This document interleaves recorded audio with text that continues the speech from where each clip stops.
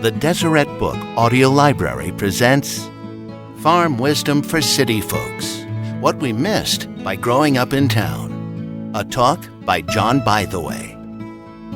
This talk was recorded in front of a live audience. And now, John Bytheway.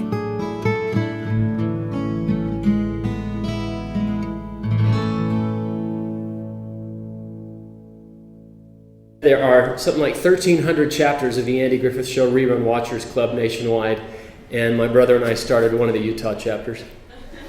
It's not something I like to brag about very often, but I do a Barney Fife impersonation.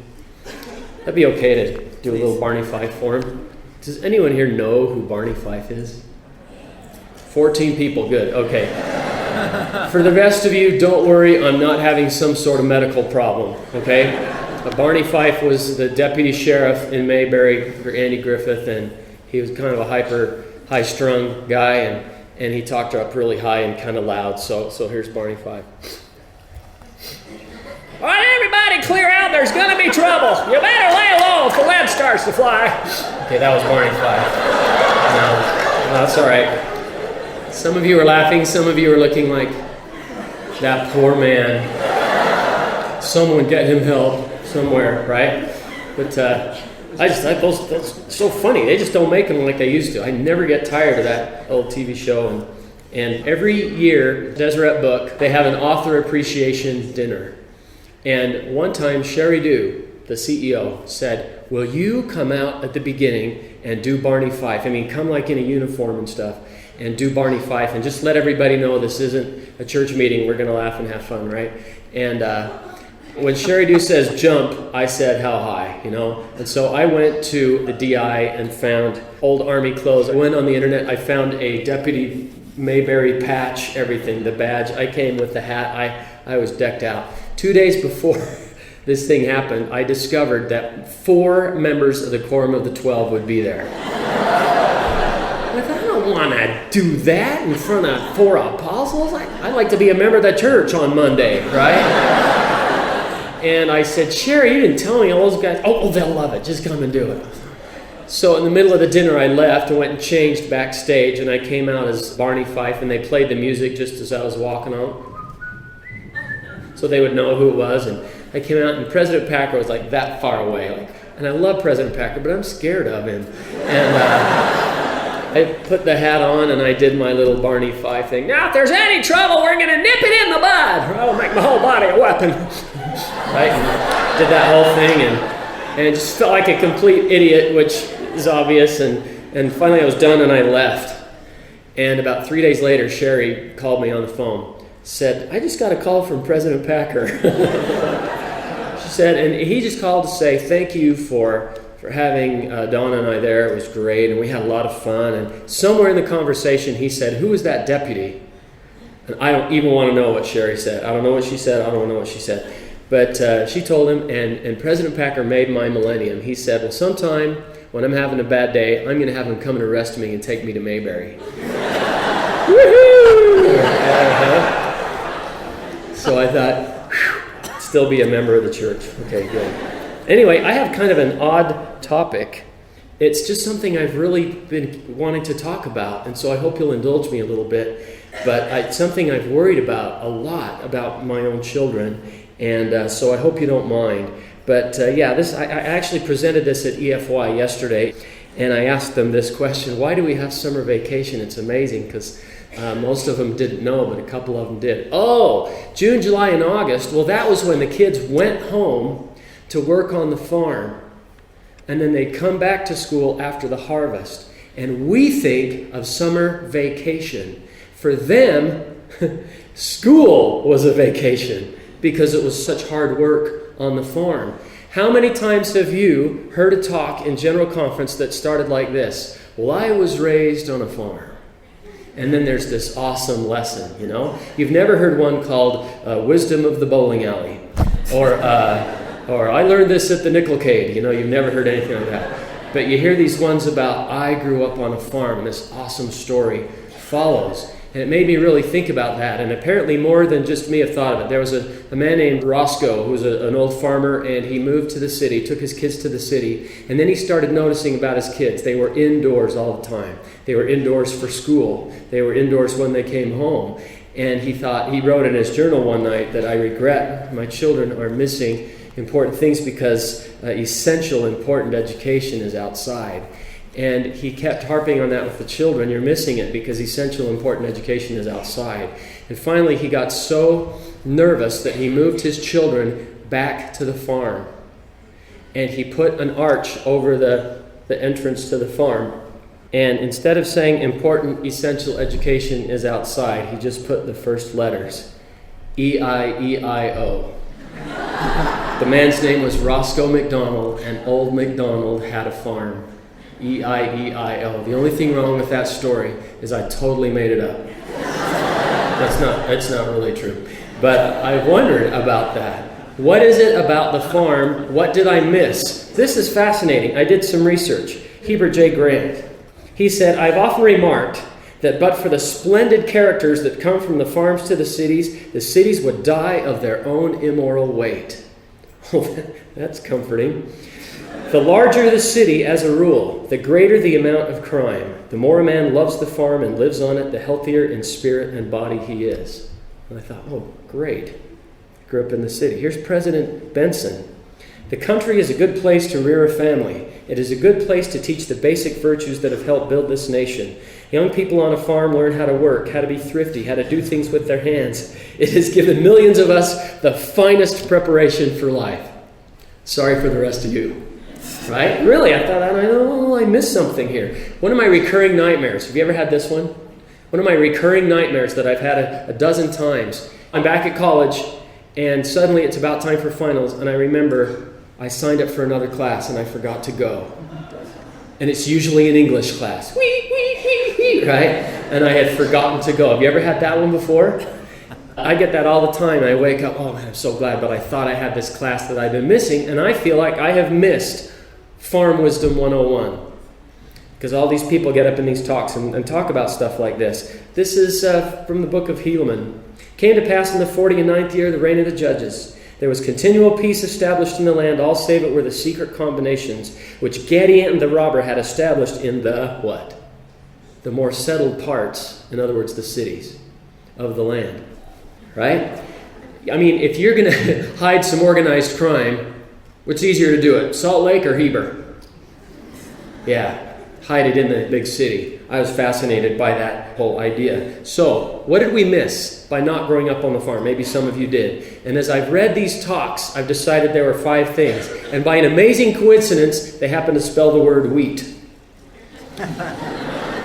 W-H-E-A-T. W is for work ethic. H is for the law of the harvest that people on the farm learn. E is for the everyday habits that farm life provides. A is for animals and life and what you learn about that. T is for thrift and self-reliance. And we'll go through each one of these. And I just hope this will get you pondering a little bit, because it really has me as I try to raise my own. W is for work ethic. Let's look at that for a minute. So, 2 Nephi chapter 5. The Lamanites are getting really aggressive. Lehi has died, and Nephi thinks, I got to get out of Dodge. And Nephi takes those that follow him, and they move, and they go northward, and he establishes a new place called the land of Nephi, right? And what does he do? 2 Nephi 5 is where this happens. Now look at this verse. I, Nephi, did cause my people to be industrious and to labor with their hands. Now why would he do that? Why didn't he say, I, Nephi, did cause my people to hang out? I did cause my people to install the Wii in their tents. I mean, I, Nephi, did cause my people to party on. What? No way. He's starting this whole new society with his believers. What's he going to do? I caused them to be industrious and to labor with their hands. That's got to mean something. Elder John Longden said, Satan selects his disciples when they are idle. Jesus selected his when they were busy at their work. That's interesting. Peter is the fisherman. Put down your net, follow me. Matthew's the tax collector. Put down your tax collection bag and then follow me, right? Satan chooses people when they're idle. How many of you ever saw the musical called The Music Man many years ago? Okay, 4 of you. Again, There was a pool table in town. He's looking for an angle to sell this boys' band to everybody, and he sings this song about this pool table. And, we got trouble. Right here in River... Yeah, it's a city. Notice that. It's not right here in River Farm. No, it wouldn't work. Right here in River City with a capital T, and that rhymes with P, and that stands for pool. Stands for pool. They all echo, right? And at one point, he says, an old bit of Puritan wisdom, he says, the idle brain is the devil's playground. Trouble. We got trouble, right? The idle brain is the devil's playground. People get in trouble when they're idle, when they're not doing anything. Jesus chose his disciples when they were working. Satan chose his when they were idle. There are other benefits to working. For example, one of my favorite authors in high school was a guy named Og Mandino. And Og Mandino said, activity and depression are eternal opposites. That was interesting. Got to be busy, you got to work hard. Let's move on. In the sweat of thy face shalt thou eat bread, the Lord said right after the fall. You're going to eat, you're going to sweat. They go together. Work equals food. No work, no food. We all have work, let no one shirk. Put your shoulder to the wheel. You've sung that before. My father-in-law told me about this man that he knew, and I went and found his obituary because I thought the story was so interesting. His name was Arnold Carter Roylance. When he was a child, he lost his sight in both eyes. He was raised on a farm, but Mom and Dad made him weed the gardens. What? He was blind. Yeah, I know. But Mom and Dad made him weed the gardens, but I can't see. I guess you're going to have to feel with your hands what the weeds are and what the corn is. We all have work. Let no one shirk, right? Now there's another approach. You can't do anything. We'll just take care of you because pretty much you're worthless, right? Not this Mom and Dad. We all have work, and if you don't do it, someone else has to. So get out there and work. What did that teach Arnold Carter Roylance? Well, let me read the obituary. In 1923, he enrolled at BYU, the first blind person ever admitted. He was a champion wrestler. A blind wrestler? Mm-hmm. After graduating from BYU, he taught history and government, coached the debate team at Springville High. He was the first blind student admitted to the University of Utah Law School, where he also lettered in wrestling. He was featured in Ripley's Believe It or Not for being the first blind wrestler. He graduated from law school, passed the state bar. He was the Springville city attorney for several years before being elected Utah County attorney in 1936. He served a total of 34 years as county attorney and 10 additional years as deputy county attorney before finally retiring in 1986. And he was blind. Mom and Dad said, we all have work. And even if you're blind, get out there and weed. You don't do it, somebody else has to. My mother-in-law was raised on a farm.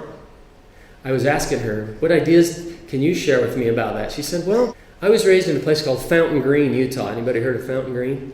She had 2 brothers, my mother-in-law did, and she said we had these certain rows of sugar beets that we had to weed, and my brother would get tired halfway through and just go plop down under a tree.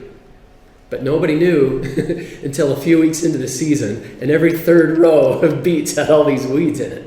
And then Mom and Dad knew somebody was shirking because they weren't doing their work. And in a farm, you can't get away with that because you see that.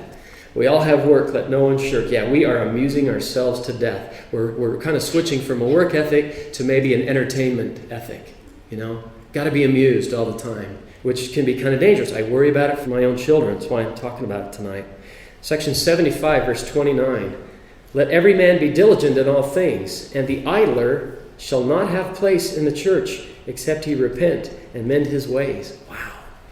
Here's another one. The inhabitants of Zion also shall remember their labors, inasmuch as they are appointed to labor in all faithfulness. For the idler shall be had in remembrance before the Lord. Now I, the Lord, am not well pleased with the inhabitants of Zion, for there are idlers among them. And their children are also growing up in wickedness.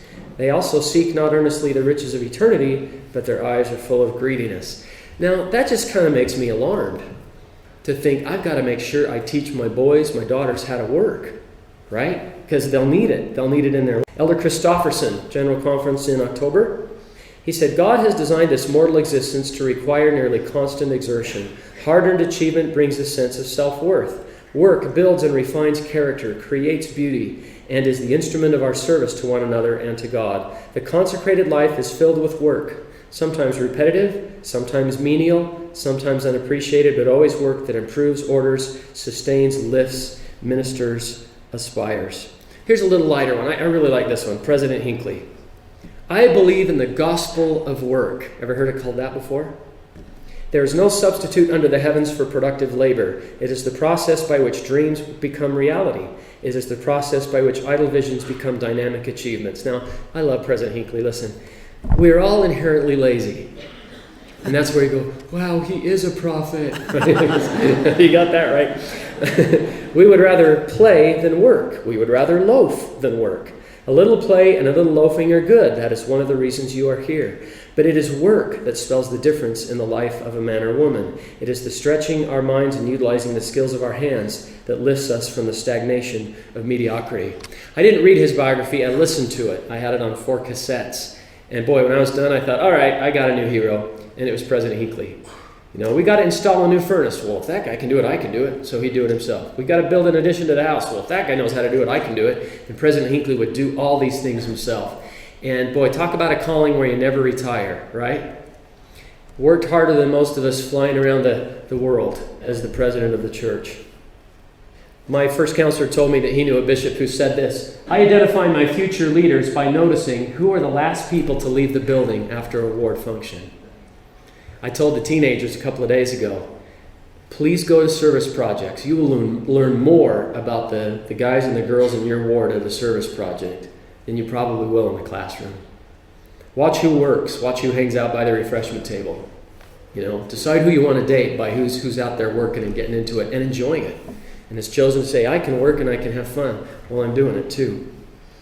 Here's President Benson. He was the Secretary of Agriculture under President Dwight D. Eisenhower before he was president of the church. And he said this: today we are witnessing a trend in all countries. This is a timely quote, I think. A trend away from the work ethic to the welfare ethic. To put it another way, you young people have no doubt heard some express that it is their right to be supported by another man's labor. That philosophy is wrong. It has proved the ruination of character in individuals and the downfall of nations. I remember hearing this story when I was a teenager, and I finally found it, and I discovered why I didn't know where it was from. It was because it was given in General Priesthood Conference before I was 12. And so I missed it. But it was actually from the Reader's Digest in June of 1958 by a guy named Richard Thurman. I won't read all of it, just part of it. And he talked about this countess that moved into the neighborhood, very serious British lady, and that one day she grabbed him as he was running around outside and said, don't you live in that greenhouse with the willow trees in the next block? Yes, ma'am. She said, good. I've lost my gardener. Be at my house Thursday morning at 7, and don't tell me you have something else to do. I've seen you slouching on Thursdays. When the countess gave an order, it was carried out. I didn't dare not come on that next Thursday. I went over the whole lawn 3 times with a mower before she was satisfied, and then she had me down on all fours looking for weeds until my knees were as green as the grass. She finally called me up to the porch. Well, young man, how much do you want for your day's work?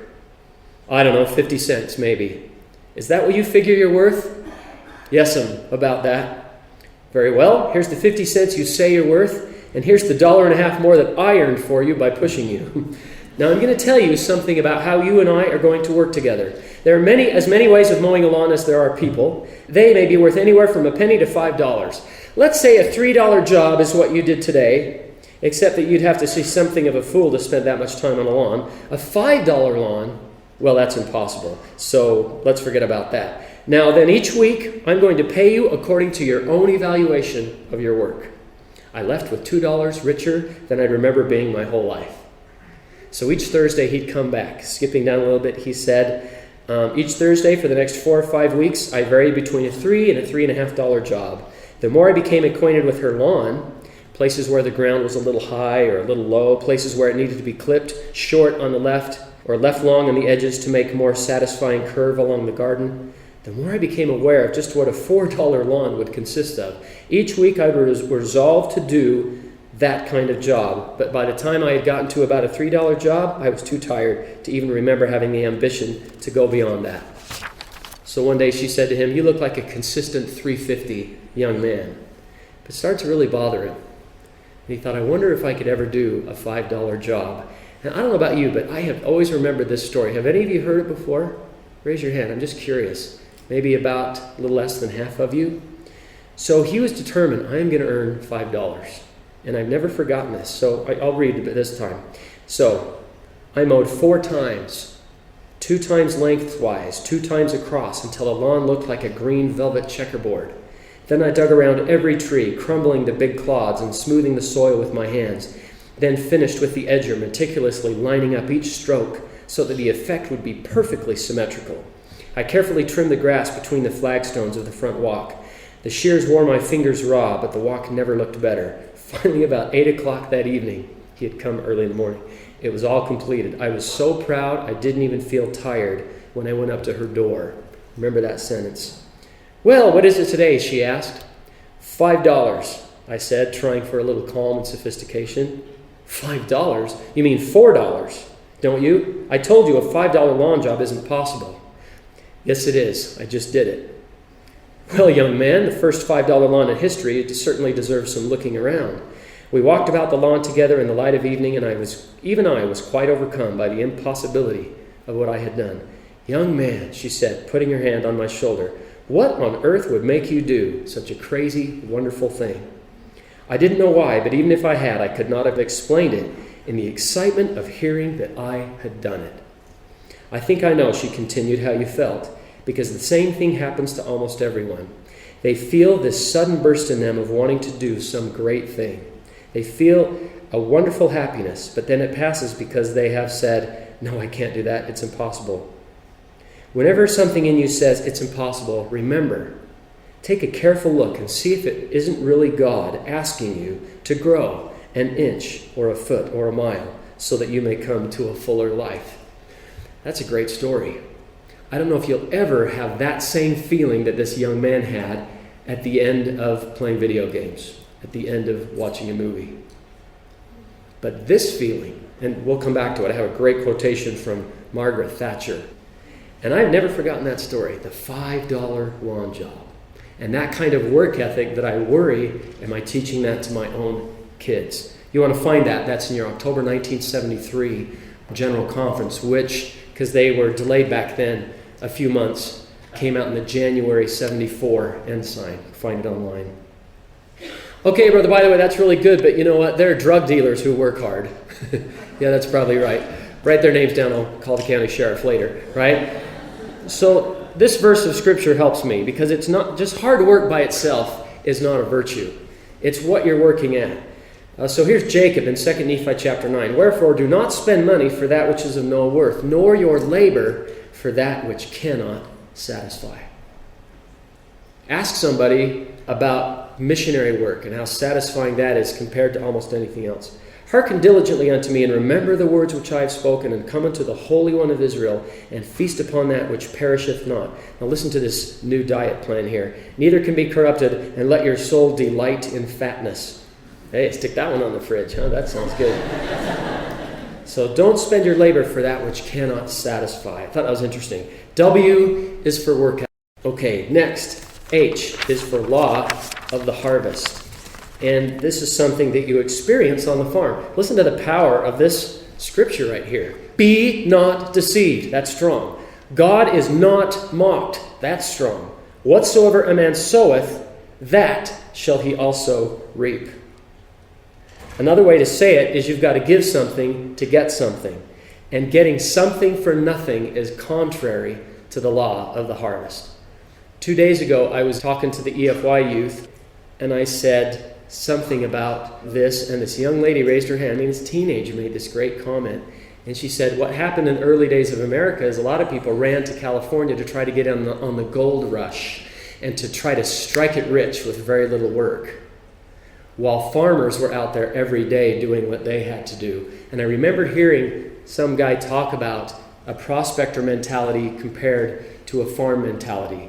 And a prospector who thinks, well, if I could just win the lottery, boy, then, But putting in a little bit of work every day, that was more difficult. But we've lost some of that because we come to the city and we're all about convenience. Let's go through the drive-through and the fast food and the quick dry clean place, right? And the microwave. And we're trying so hard to do labor-saving devices. I mean, think about it. We work until quitting time, and then we go on break. What about the farm? You work until you're done. And sometimes that means lighting the lantern and staying up half the night, right? Stephen Covey, he said this: nature teaches powerful lessons. There's no shortcut on a farm. Nature keeps careful books.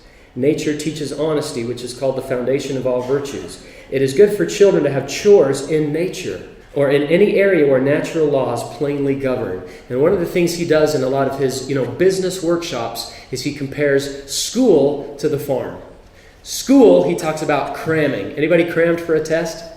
I'm raising my hand because I've totally done that. Totally done that. Stayed up half the night, got all my calculus formulas in my head. One of my great moments in my life is when I got a 94 on the calculus final at BYU. Spent 5 hours in the testing center. And about a day later, I couldn't tell you half of what I had learned because I crammed. And Stephen Covey says, you can't cram on a farm. Oh, I haven't been planting and watering all along. I forgot to plant in June. I'll plant on September 1st and then dump 3,000 gallons of water on it. And harvest it on September 2nd. No, can't, not on the farm. And Stephen Covey talks about, is a family, school, or farm? Which model is it? It's farm. Is a marriage? It's farm. Every day. Nurturing your marriage. Kind of like Alma would talk about a tree. You have to nurture it, you have to dig about it, you have to take care of it every day if you want the fruit. A testimony, cramming or school or farm. It's farm. And read down with 32 and 33, testimony is a farm. A little bit every day. Law of the harvest, it's a fascinating topic. What you sow, you will reap. You sow study, you get good grades. You sow exercise, you have better health. You sow an apple a day, it keeps the doctor away. Now, I want you to think, I heard a guy named Jim Rohn talk about this. Not Rome, the sports guy, but Rohn. He was talking about his father and how he ate this healthy thing every day. And he said, imagine the impact of an apple a day for 30 years and how that would help your body. He said, now think about it this way. A Hershey bar a day for 30 years. What that would do to your body. And you start to go, yeah, I see that. The law of the harvest. I can eat Twinkies and Doritos and pop and be healthy. Behold, I say unto you, right? I think so. To men gather grapes of thorns, Jesus said, you're going to reap what you sow. So you can't say, I'm going to sow nothing and get something. You can't say, I'm going to sow laziness and get well paid for it. Or I'm going to live telestial and gain celestial. I'm going to listen to PG-13 music. I'm going to watch PG-13 shows. I'm going to date PG-13 and have a celestial marriage. Right? No, you're going to reap what you sow. The law of the harvest teaches that. A great lesson from the farm that sometimes we E is for every day. There's an everyday nature of farm work. What time does every day start? In the morning. But here's what Brigham Young said. Daily toil, however humble it may be, is our daily duty, and by doing it well, we make it a part of our daily worship. There's a daily nature of farm work that we try to avoid. We try to find ways to avoid that. I don't want to go to work today. I'll just do it tomorrow. But on the farm, you cannot do that. You have to do things every day on a farm. Each day begins early. Section 88, verse 124. Cease to be idle. We've already talked about that. Cease to be unclean. Cease to find fault one with another. Cease to sleep longer than is needful. What that means is don't get up every day at the crack of noon, right? Retire to thy bed early, that ye may not be weary. Arise early, that your bodies and your minds may be invigorated. Haven't we learned this from John Denver? Early to rise, early in the sack. Thank heavens I'm a country boy, right? Remember that song? So Marion G. Romney was put in the 12, and he said to Harold B. Lee one day, asked him for some advice, and President Harold B. Lee said, I'll give you one piece of advice. Go to bed early and get up early. If you do, your body and mind will become rested, and then in the quiet of those early morning hours, you will receive more flashes of inspiration and insight than at any other time of the day. And I have a testimony of that. Here's what else is great about getting up really early. Nobody bugs you. Nobody calls you early in the morning. When the teenagers asked me, how did you get started? How did you write your first book? And I told them, well, I was working full time. I was working 8 hours a day. I was working 8 to 5. But I had always wanted to write this book about how to kind of make it through high school because I had trouble, and I went looking for that book as a 16-year-old and I didn't find it. So I decided one day I'll write that. I was home from my mission out. I was graduated from college, and I thought, when am I ever going to do that? And I looked at my day, and I had no time. I was working 8 to 5. Then I'd come home, and I looked at my least productive hours. Guess when they were? About 9:30 to midnight. And I thought, what if I traded my least productive hours, went to bed at 9:30, and woke up at 5? Woke up at 5. I rewarded myself with Tropicana, not from concentrate, orange juice. Okay? One of those a day keeps the doctor away too, right? Oh. And so every morning when I got up, I'd do that. I'd read my Book of Mormon, I'd shower, exercise, and then I'd go to my office at 6 a.m., usually in the dark. And I'd get out my laptop and I'd start to write, right? And there were mornings when it was cold and I was freezing outside, and I'd walk through the parking lot, and I'd remember this thing that President Monson said. He quoted Longfellow, who said, "The heights by great men reached and kept were not attained by sudden flight, but they, while their companions slept, were toiling upward in the night." That would keep me going, right? Every morning, 6 to 8, I would write, and then 8 o'clock I'd start doing my real job. You know what was fascinating about that time? I spent 8 hours a day at my real job, 2 hours a day trying to write this little book, but boy, I defined my life by those 2 hours. What are you doing these days? Oh man, I'm so excited, I'm trying to write this book. It was those 2 hours that defined everything else. And finally, 4 months later, had the manuscript done.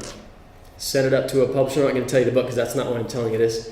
But I sent it up to the publisher, and they said, hey, we want to do this. And a few months later, there it was on the shelf, and I was just amazed. I couldn't believe it. And then the thought hit me, what would I have to show for it if I had watched the news and MASH and Letterman for those 4 months? I can't think of a thing. Maybe I'd remember a couple of jokes. And then I thought, okay, well, this is insane. Why don't I just do this for the rest of my life? Now, I'd love to tell you I have, but I haven't. But that little bit of work ethic changed my life. Turning off the TV at night and deciding, what do I really want to work on in the morning, that instead of watching other people live their dreams on television, why don't I turn it off, trying to live some of my own? You know what I mean? There are no holidays on a farm. I mean, if it's Christmas, you still have to feed the cows. If it's your birthday, you still have to take care of the cows and the chickens and feed them, right? And there's a little book that Pearl S. Buck wrote called Christmas Day in the Morning. And I got this one from the library. Have any of you ever seen the book Snowmen at Night? The numbers are just dwindling. It's down to 2. Do we admit that here? Right? But they're really good. Your kids will love them one day, right? And the illustrator is LDS, and his name is Mark Beener, and he illustrated this one too. And it tells a story, and BYU actually did a movie of this in 1977, and they called it The Gift, about this idea of everyday work even on Christmas. So this kid, every morning at 4 o'clock, here comes Dad.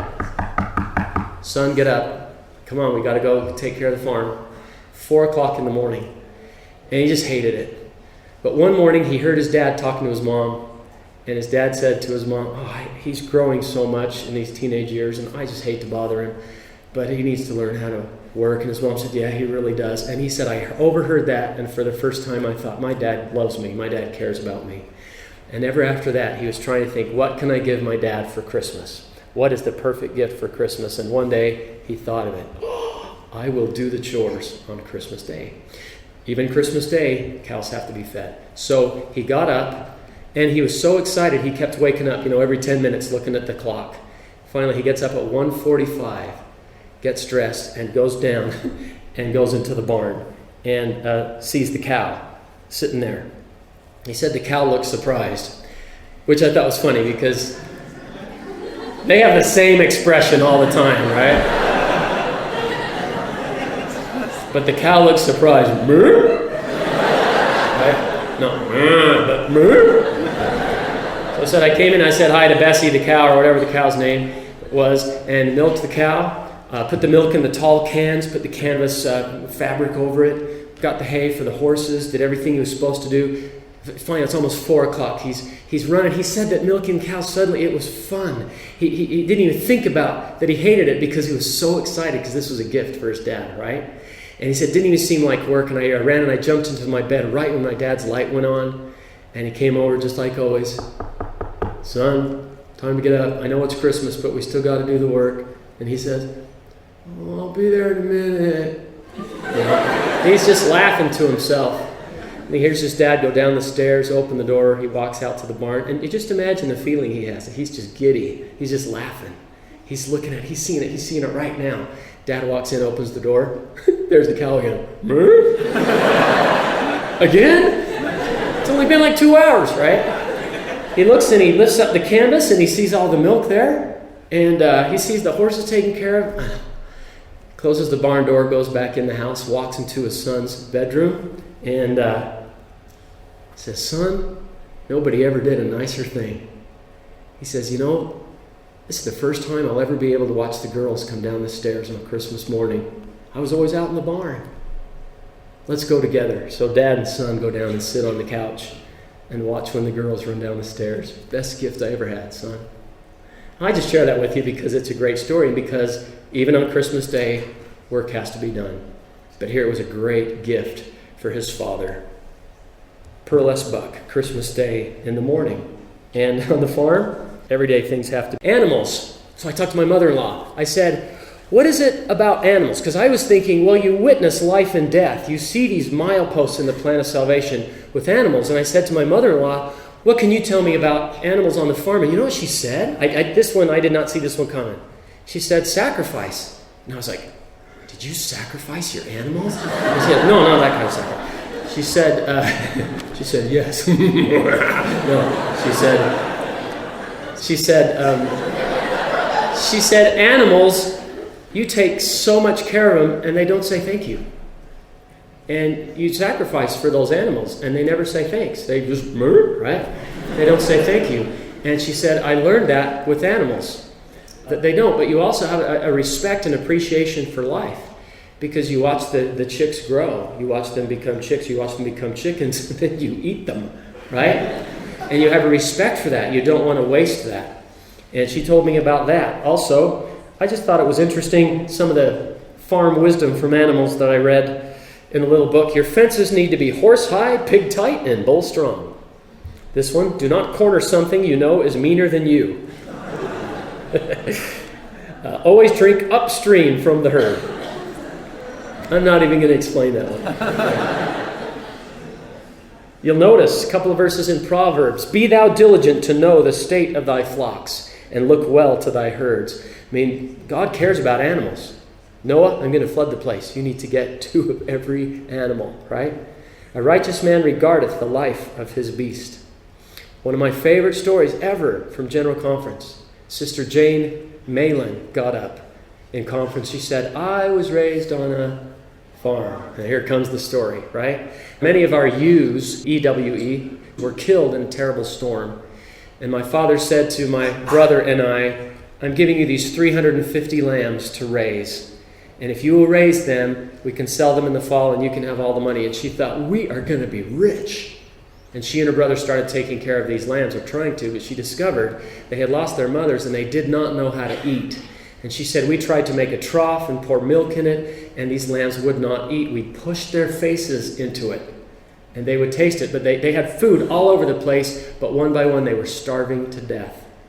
She said, the only thing we could do is hold them like babies and get a milk bottle and feed them like this. And every day, she said, a few of them would die. And then there were the coyotes.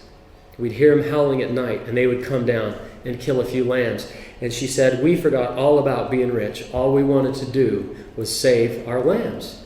And then she said, I named one of them. It was always under my feet. It knew my voice. It followed me everywhere I went. And one morning I came out, and my lamb was gone. She said, one morning my lamb didn't come when I called. I found it later that day under the willows by the creek. It was dead. With tears streaming down my face, I picked it up and went to find my father. Looking up at him, I said, Dad, isn't there someone who can help us feed our lambs? After a long moment, he said, Jane, once a long time ago, someone else said almost those same words. He said it 3 times. He said, "Feed my lambs, feed my sheep, feed my sheep." Dad put his arms around me and let me cry for a time, and then he went with me to bury my lamb. I never forgot that story.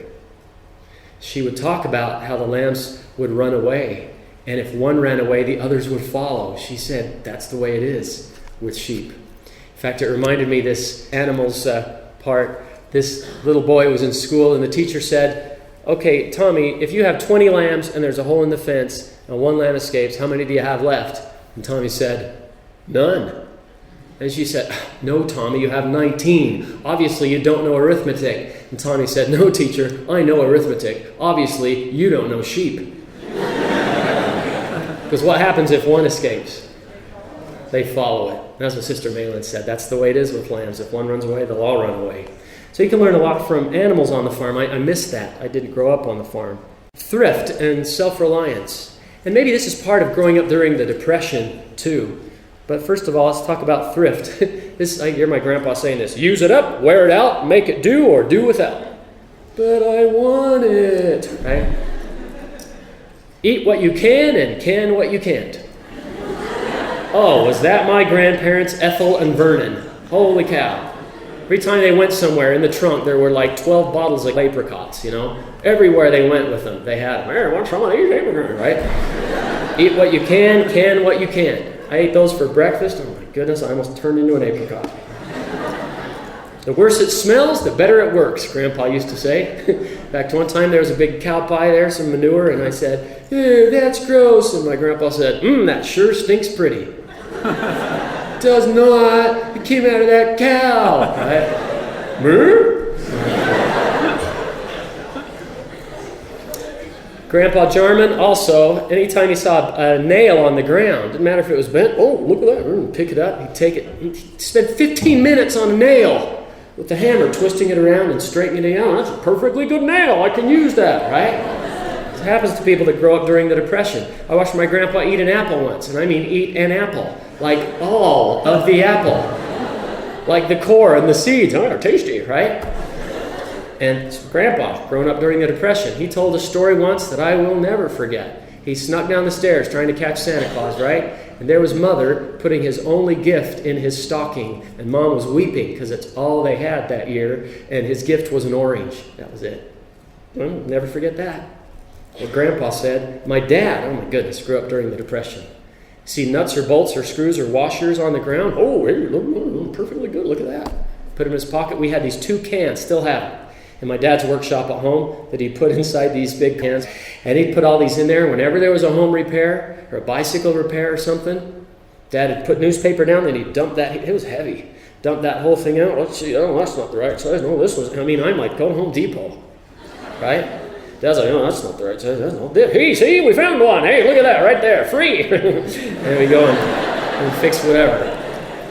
And there are days when I still go home and dump out those things, because I remember Dad and that kind of thrift, that kind of self-reliance. I hope we don't go back to those days, but we might. We might. Where we have to be really careful with what we have. Self-reliance. Here's 1 Timothy. "If any provide not for his own, and especially for those of his own house, he hath denied the faith and is worse than an infidel." We rely on ourselves as much as we can. And notice, I've been putting this scripture up here again, Genesis 3:19. "In the sweat of thy face shalt thou eat bread." It doesn't say other people should sweat so that you should eat bread. In the sweat of thy face. That's that self-reliance type of a thing that is in that verse if you emphasize the word thy. It's President Kimball. "No true Latter-day Saint, while physically or emotionally able, will voluntarily shift the burden of his own or his family's well-being to someone else. So long as he can, under the inspiration of the Lord and with his own labors, he will supply himself and his family with the spiritual and temporal necessities of life." Now, I'm a new bishop. It hasn't been quite a year yet. But I've learned a lot about the welfare program of the church, and it is brilliant. And the whole idea of it is to help people become self-reliant. The idea is not to make people dependent. The idea is to help people become self-reliant and to help themselves, because there's so much dignity in that. When I lived down in Provo with my wife when we were first married, she would laugh at me, but I would go to DI once, sometimes twice a week. And I had been looking for certain books, but I'd always walk around and see what was there. And one of the things I noticed that I just loved about DI, I used to think the DI was a thrift store and it was just so that people could buy things cheaply. that is like a fraction of what it's all about. The DI is an employer. The DI is a place where people can learn some skills, people who don't have skills. So a kid in my ward at that time, how would you say it, extremely disabled, could sit in a wheelchair, could talk, and that was about it. So what do we say to him? Oh, you can't do anything. No, we say, we're going to give you a job. Your job is to sit by these double doors. And when people walk into the Desert Industries, your job is to say, good morning, welcome to DI. And that's your job, and if you're not here, you don't get a paycheck. But if you're here, you get paid. You see how different that is? Then you can't do anything, we'll just give you money. So down there at the Provo DI, they turned off the speakers with the Muzak one day, And instead, there was a piano playing. I walk out there, there's this totally blind man playing the piano. It's his job. What can you do? I can play the piano. That's your job. You play the piano here while people are shopping. Give them a pleasant shopping experience. Later on, they added a guy who couldn't walk, but he could sing. So they would sing for 8 hours, while this guy's playing the piano while you shopped at DI. And I saw it one day, and I just thought, that, my friends, is the gospel in action right there. What can you do? Okay, that's your job, and you'll get a check for that. But if you're not here, you don't get the check. And you'll be self-sufficient, you'll be self-supporting, you'll do the best you can. I love that. It's awesome. Okay, so work ethic, law of the harvest, everyday habits, animals and life, thrift and self-reliance. Now here's the question you may be asking. So what? Me too, I don't know what to do with all this. Except to say, well, I guess we missed it, we blew it. No, what do we do with this? What can we do with this? Well, I started thinking about, at least we can identify the lessons and say, how can I learn these things in my own life? And then it hit me. You know what? Heavenly Father is wise. And He's really helped us with some of these. I can't think of something that so closely approximate the farm as going on a mission. It's every day. Every day. But it's my birthday. Go knock on doors, buddy, right? But it's Christmas. Go out and proselyte, right? And that's what it's every day. Unless it's P-Day or whatever, you have a Christmas conference, some guys do. But it's every day. In fact, I was talking to one of the EFY teachers here yesterday, and he said that he heard a mission president say, if my missionaries could all be farmers, athletes, and musicians, 75% of my problems would be gone. And I said, wait, tell me more. Why did he say that? He says, because they learn to work hard at something. Farmers, they keep going. They deal with failure. Athletes, they learn to work hard at something. It takes a lot of discipline. Lift weights, bang metal, pound heads, right?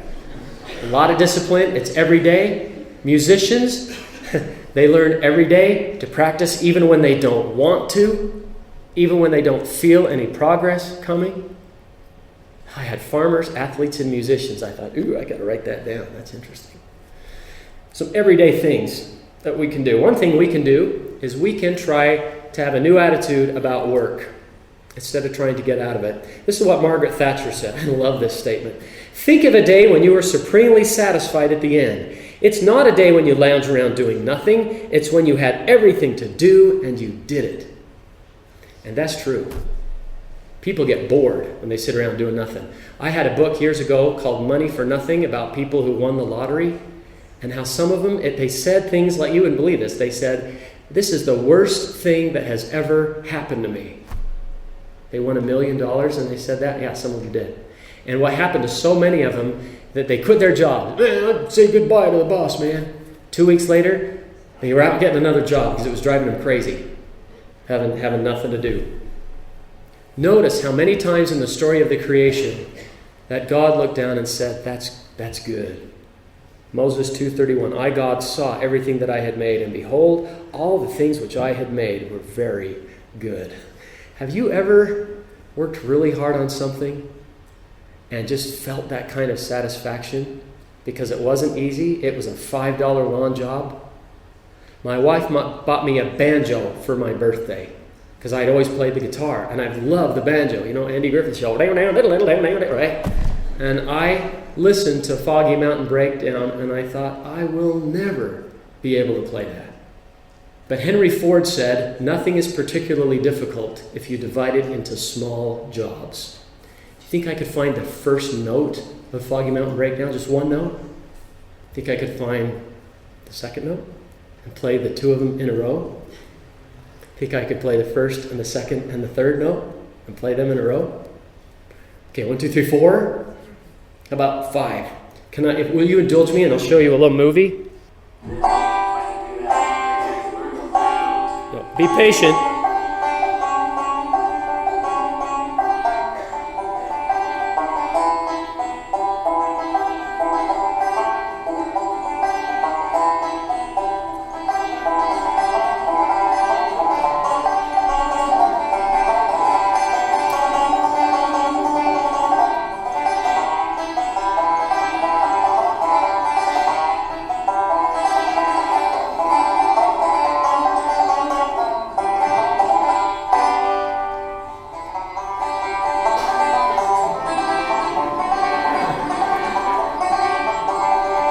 Yeehaw!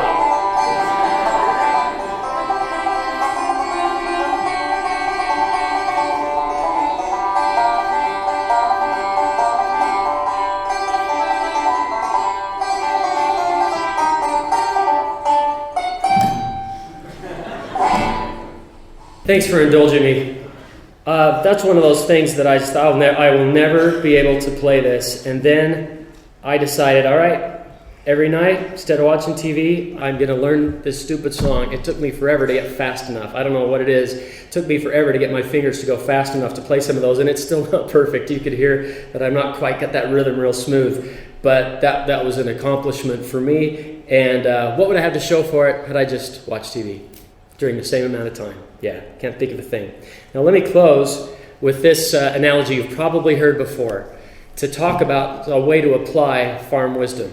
This was a time management seminar, and the guy picked up a big glass jar, and he put it down on the table, and he started picking up these big rocks and dropping it in this jar until it was full. And then he said to the group, "Is it full?" And they said, "Yeah." And he went, And he reached down under the table, picked up a box of gravel, and he poured the gravel in, jawbreaker-sized gravel, and all the gravel filled in up to the top, and he shook it until it came up here, and he said, "Now, is it full?" And they all went, "We don't think so." And he said, And he reached down, and he picked up a box of sand, and he poured the sand in and shook it, and the sand came up to the very top. And he said, "Now, is it full?" And they said, "We're not so sure." And he said, And he reached down, picked up the hose, and filled it with water till it was up to here. And then he said, "Now, is it full?" And they all said, "Yeah, it's full." And he said, "So what's the point?"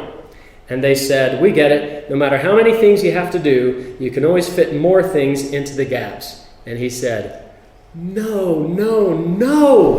That's not it at all. This is good. He said, "If you don't get the big rocks in first, you'll never be able to get them in later." Now here's the takeaway for you tonight. What are the big rocks in your life? Because too often we fit in the scripture study around all the other stuff we got to do. We fit in the prayer around all the other stuff we got to do. Maybe even we fit in Institute if we can. What are the big rocks in your life that you ought to be putting in first, and then fit everything else around those? That's good, huh? It makes me want to self-evaluate too and say, yeah, I got to make sure I'm getting the big stuff in first. And then the other things I can fill in into the gaps. On the farm, the everydays, they had to be done. We kind of get to decide, perhaps, more than they, what our everydays are, right? And I know my stake president got up and suggested some everydays. He said, "I think your everyday ought to be your prayer. You ought to have everyday scripture." He said, maybe even every day in a journal. He said, there are some that are every week. Every week you ought to be at the sacrament table. Every week you ought to be at the Sunday school and maybe read the lesson every week. He said he discovered that there's just about enough conference talks in the Ensign that if you read one a week, you'd be done for the time for the next general conference. You could read those talks again. Every month. Now, I've never heard anybody has to be this, but, fasting, yeah, every month there's a fast day. Once a month, temple. I've never heard anybody say you have to do that, but maybe that's a good idea. And kind of to sit there and decide, what are my every days, what are my every weeks, what are my every months? And take a little bit of that farm discipline and wisdom into your life to make sure you get the big rocks in first. Well, that was my talk. Hope you liked it. I know that was a little bit of an odd topic, but it's something I've just worried about with my kids. is how can I teach them a work ethic so that they get out there on that mission and they can say, hey, I'm not a farm boy from Idaho, but I can work. I can put in a full day just as good as anybody, right? Because I think that's what the Lord wants. President Hinckley called it the gospel of work. I hope this has made you ponder a little bit, maybe think about your life, and most importantly, your biggest takeaway, what are my big rocks? What do I have to get in first? And I'll fit the other stuff around that. I pray that you'll ponder about some of those things and maybe make some changes if you need to. And I offer these things, my brothers and sisters, in the name of Jesus Christ. Amen. Amen.